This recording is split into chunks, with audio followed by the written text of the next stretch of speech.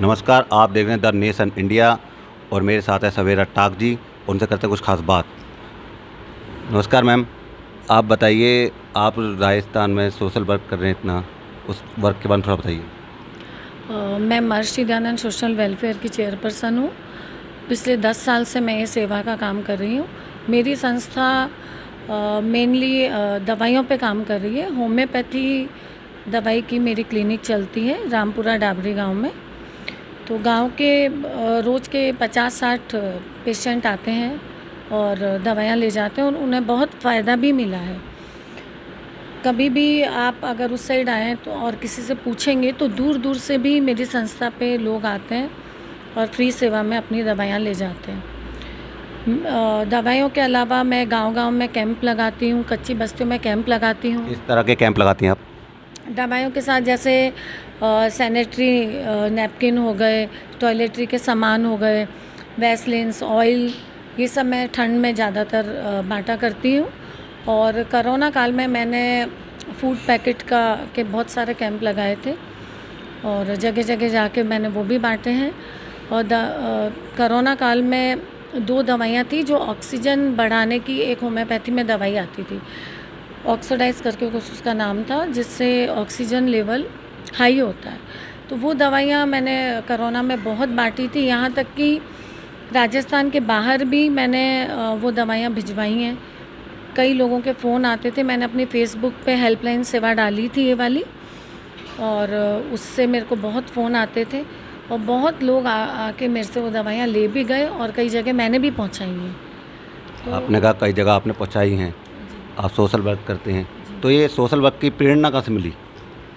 जी, प्रेरणा तो मुझे मेरे फादर से मिली, मदर से भी मिली है। मम्मी बहुत सेवाभावी रहे हैं मेरे।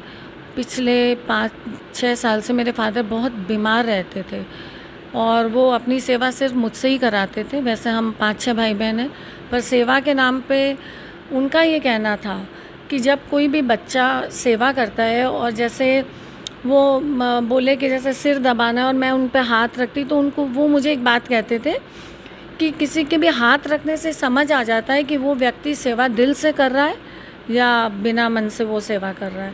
तो पिछले 5-6 साल से मैं उनके साथ ही ज़्यादातर रहती थी। तो उन्होंने मेरी सेवा को देखते हुए ही ये क्लिनिक मुझे खुला के दिया, या महर्षि दयानंद बना के दिया। ये मेरे फादर ने मुझे बना के दिया था। अच्छा, आपके फादर ने बना के दिया, आपके मतलब एक परिवार से मिली है आपको ये धरोहर। तो मैं एक सवाल पूछना चाहूँगा, आने वाले समय में आपके क्या प्लान हैं अपनी संस्था को लेके और समाज को लेके? जी, आने वाले समय में भी मैं वैसे सेवा में ही काम करना चाहती हूँ, सामाजिक सेवी के तौर पे ही। पर थोड़ा-सा ये सोचती हूँ कि थोड़ा-सा राजनीति में कोई छोटा-मोटा कोई पद है या कुछ ऐसा और भी एक मिल जाए ना मुझे, तो मैं इस सेवा के काम को और भी बड़े रूप में कर सकती हूँ। मतलब समाज सेवा करने के एक राजनीतिक तौर पे जुड़ना भी ज़रूरी है और उसके सरकार की थोड़ी हेल्प भी रहती है, सरकार से कोई हेल्प मदद मिलेगी। थोड़ा सरकारी हेल्प और मिल जाए। जैसे मेरी वृद्धाश्रम की बहुत इच्छा है, तो मैं गवर्नमेंट में मैंने अपनी फ़ाइल भी लगाई है। मैं उसकी ज़मीन के लिए भी एक कोशिश कर रही हूँ। यदि वो हो जाता है तो मेरी इच्छा है कि ऐसा वृद्धाश्रम करना चाहती हूँ जो वृद्धों को ये नहीं लगे हम बूढ़े हैं। वो अपने सॉन्ग भी सुने, डांस भी करें, हर तरह के गॉसिप्स भी करें, हर तरह की यदि वो बात करेंगे ना तो उनको ये नहीं लगेगा हम बूढ़े हो गए। उनको भी ये लगना चाहिए कि हम यंग हैं। आपने कहा कि वृद्धों को लिए हम कुछ करना चाहते हैं, आश्रम खोलना चाहते हैं, उनको बेहतर लाइफ देना चाहते हैं। मेरा आखिरी सवाल ये है कि हमने सुना है आने वाले टाइम में आप सैनिटरी पैड के लिए कुछ काम करने वाले हैं, कोई अभियान चलाने वाले हैं, इस बात में कितनी सच्चाई है? मैंने सैनिटरी नैपकिन्स बहुत बाँटे। अभी पिछले हफ्ते ग्वालियर में मेरा प्रोग्राम था, वहाँ पे भी मैंने बहुत सैनिटरी नैपकिन बाँटे हैं और कच्ची बस्तियों में भी बहुत बार बाँटे। अब 7 दिन का एक अभियान चला रही हूँ वापस, तो 7 डेज़ हम सैनिटरी नैपकिन बाँटेंगे। आप सैनिटरी पैड बँटवा रहे हैं, तो किस जगह ये सैनिटरी पैड बँटेंगे, कोई आइडिया है? क्योंकि श्रोताजनों को जानना चाहिए कि कहाँ बँटेंगे, उनको भी ज़रूरत है। अभी यूनिवर्सिटी में जो गर्ल्स हैं उनके लिए काम करेंगे। 7 डेज़ का अभियान यूनिवर्सिटी का ही रहेगा। एक-एक हॉस्टल में जाके और बाँटेंगे हम। चलो जाते जाते कोई अपील करना चाहो जनता से, कोई बोलना चाहिए आपको?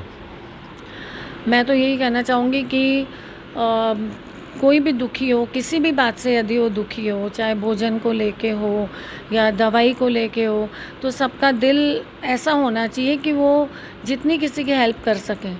बड़े दिल वाला होना चाहिए। हाँ जी, सबका दिल इतना होना चाहिए कि वो हमेशा किसी न किसी तरह से सबकी मदद में लगा रहे, क्योंकि इससे अच्छा मन और कुछ नहीं हो सकता। ये थी हमारे साथ सुबेरा टांक जी, जिनसे हमने बात करी।